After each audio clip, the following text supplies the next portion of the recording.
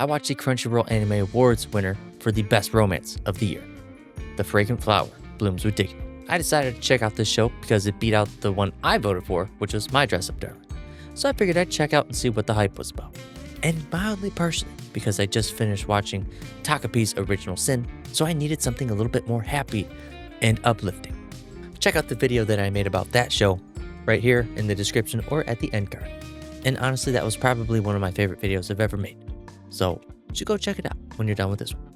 In this video, I will be discussing the contents of what's happening, giving my thoughts. So if you haven't seen this show yet, consider this your spoiler. The story begins with a guy and his friends who go to Chidori, which is right next to Kikyo School. The two schools despise each other. Kikyo is basically a school for the rich and elite girls, while Chidori is basically a public school.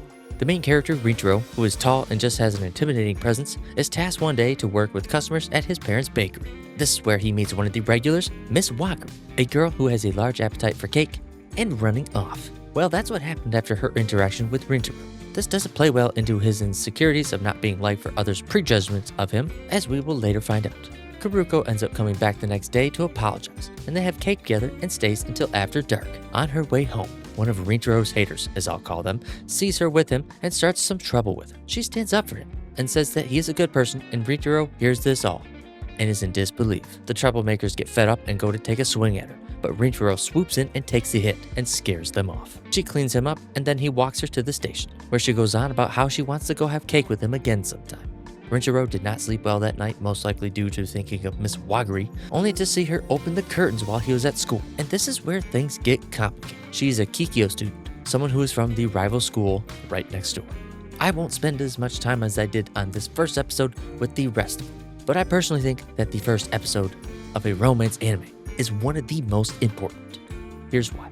It has to establish the love interest, showcase that the characters are relatable, so that way you can build that connection with your audience. Show off distinctive personality traits of the main characters. Set the mood for how the show will go, whether it's a comedy, slice of life, etc. And basically give a starting point for each character, because you know that every character is going to grow in some way, shape, or form.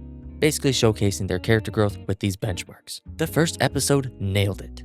They established that Rinchiro had a bad reputation and is treated differently because of it, thus creating his insecurities within himself. Relatability comes in here because the male audience can relate to this trope as well, being tough on the outside, but a softie behind closed doors. This is just one example, but you, the viewer, can draw your own connections. It's really hard to describe the atmosphere that is presented through the storytelling and animation, but it makes you feel really good. It's peaceful and really sparks the feelings that the characters are experiencing within yourself as you are watching.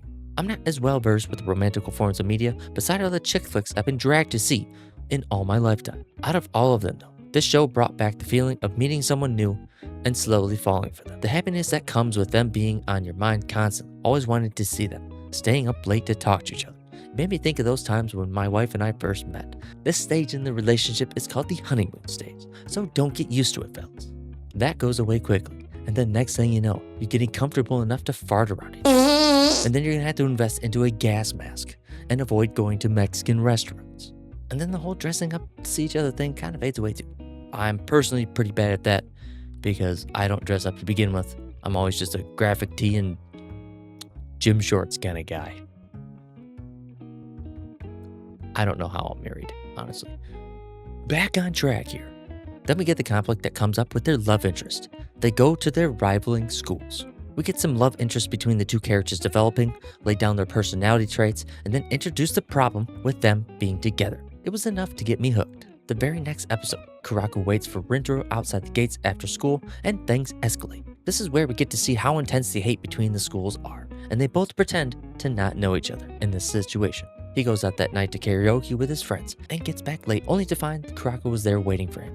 After talking for a while, they address the conflict, and she says that she just wants to get to know him outside of the cake shop. Things end on a sour note then, so Rinchiro waits for her outside the school early enough for no one to see them meet up. Mends the loose ends, and things end on a positive note this time. They text each other as they're walking to their classrooms, and they both figure that it's early enough to open the curtains since no one is around. And once they see each other, Kurako lights up with pure joy. It's moments like this that are the most genuine to me.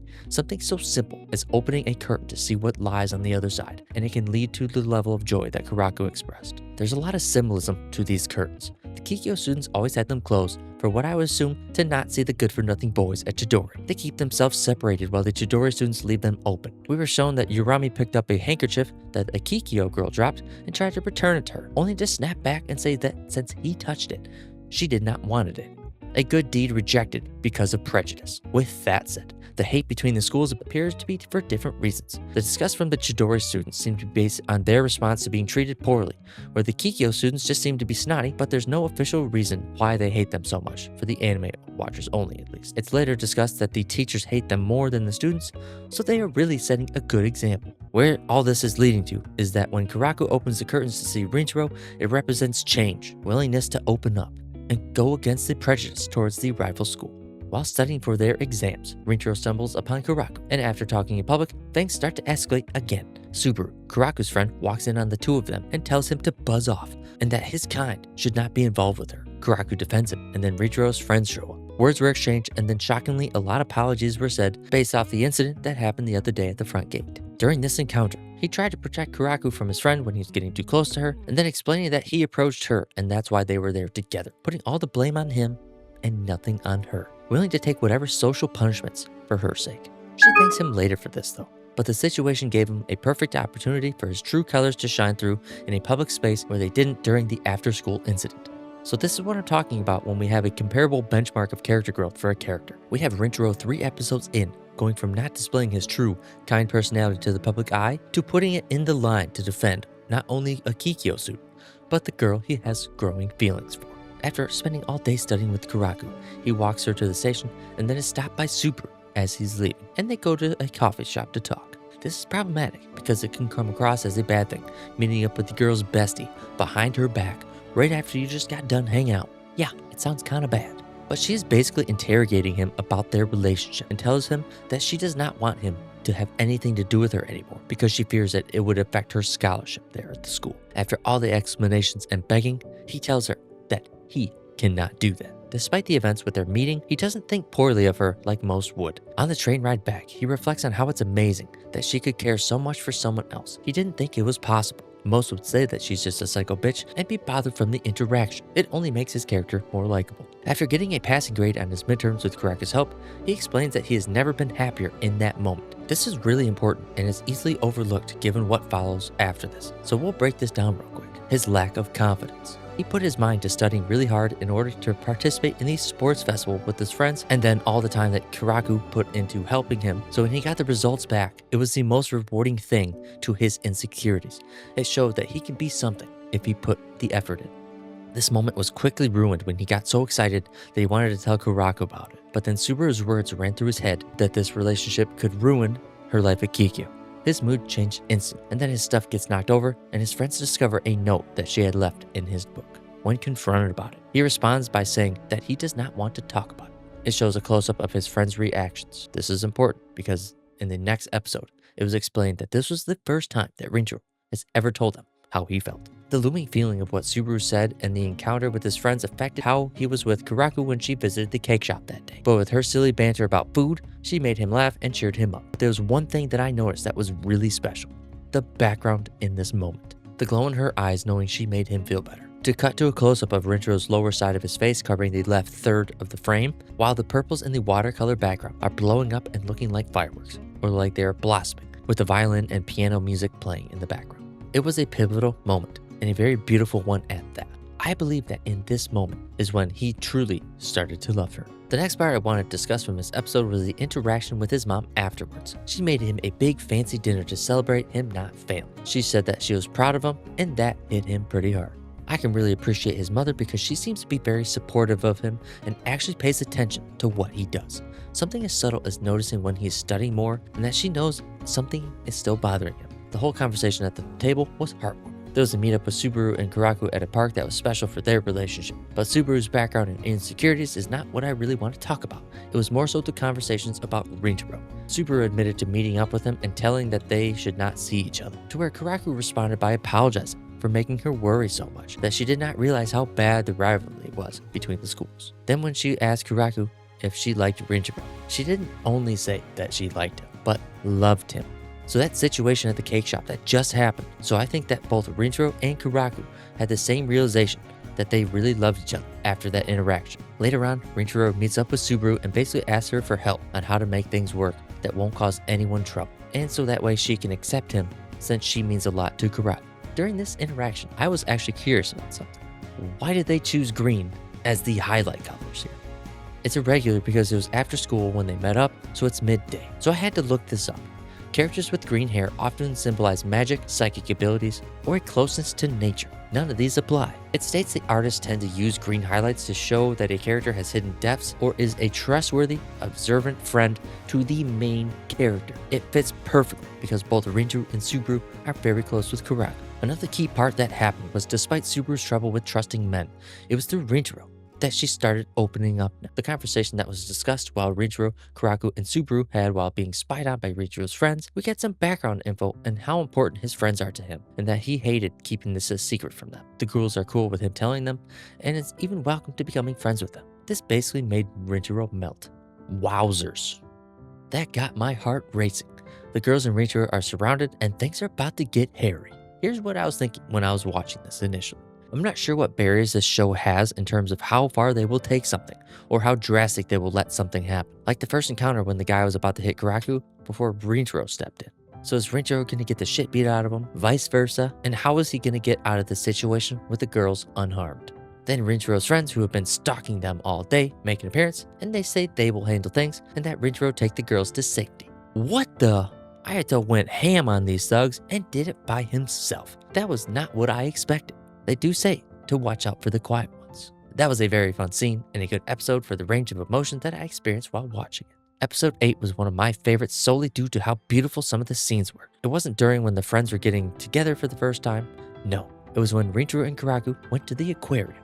The date is going well. They are laughing, having fun. Then a girl is lost and they both work together to find the parents. Not the ideal date, worrying about someone else's problems, but that just displays both of their character traits. The scene of true beauty was when the dolphin show started and the lights went out. This was so visually stunning to watch. I mentioned earlier that the cake shop is when I thought that they both started feeling love for one another. But it was at this moment at the dolphin show where Rinchiro realized these feelings and they were crystal clear to him. This realization has basically made him immobilized. He can't stop thinking about it. All these new emotions are making him restless and not able to control them. There was a lot of getting to know Rinchiro here in this next episode because his friends came over for the first time ever. After looking around, they didn't even know he had a brother. During this visit, he opens up to the group about how he thought the rival baker looked really cool and he wanted to be just like him. He had blonde hair and earrings, so that is where his image was inspired from, and only worsened by his insecurities because other people turned his eyes away from him even more then.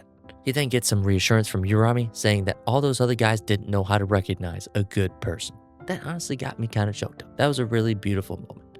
But I was not the only one who was doing that. His mother, who was standing in the other room, heard the whole thing. Bless that woman's heart. She dyed her hair and pierced her ears to make it more welcoming for Rinchiro to do the same. Then from going through all the effort to make their lunch a great one.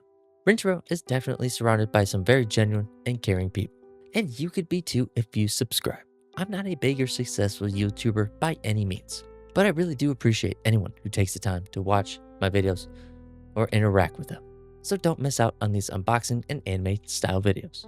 Nothing really crazy happens in the next episode and a half that I want to address, other than the fact that for Karaku's birthday, Rinchiro went through the trouble to learn how to make a cake and then made one for her. This is ironic because I did the same thing for my wife's birthday together. This wasn't some random ass cake. I had to bake like 6 or 7 different bases that were all different colors by them. Then stack them, put some icing, stack another one, put some icing. Then once I'm done with all the cakes, then I put some icing all around it, throw some sprinkles on it, and there you go. You cut it open and then you get a, multicolored cake. It was pretty cool, honestly. It was a lot of work for him, but the effort was all worth it after seeing her reaction to it. Guys, do not be afraid to go all out for your lady. Treat that woman like a princess. You can thank me for liking this video. So here's something. A beach episode not around episode 7 of a season. In the final episode, the group goes to a beach, and it's not a normal anime beach scene. They are all fully clothed. Okay, perverts, you can leave now. The friend group is all getting closer, but one thing is still looming on Subaru's mind. Her insecurities. This is all put to rest when she opens up and Saku splashes her, giving her reassurance that they are already friends. That just about closes out everyone's known troubles. After the group runs out of fireworks, everyone goes to leave and get more except Kuraku and Rinchiro. They have some alone time and are talking about lighting sparklers, and then Rinchiro accidentally says that he really likes her. She doesn't know how to respond despite her feelings being super obvious. Then it is all interrupted when the friends return with more fireworks. Subaru and Kuraku go to a festival a different day, just the two of them. And his confession to her was absolutely beautiful. She tells him her feelings as well and agrees to be with him. I like how it didn't take 18 plus seasons for them to finally be together and express how they feel towards each other. Rent a girlfriend. Golly. There was one other thing I was curious about. Was Subaru kind of opening up to the idea of men? Who's she gonna end up with? At first, I thought it was going to be Usumi based on their behaviors when they first were interacting. But then towards the end, it seemed like Saku had a thing for her since he appeared to be flirting with her by splashing her. Not the greatest display. Watch, Aito swoops in next season and they end up together. He already threw us a curveball with being basically a black belt ninja assassin. So who knows? It wouldn't surprise me.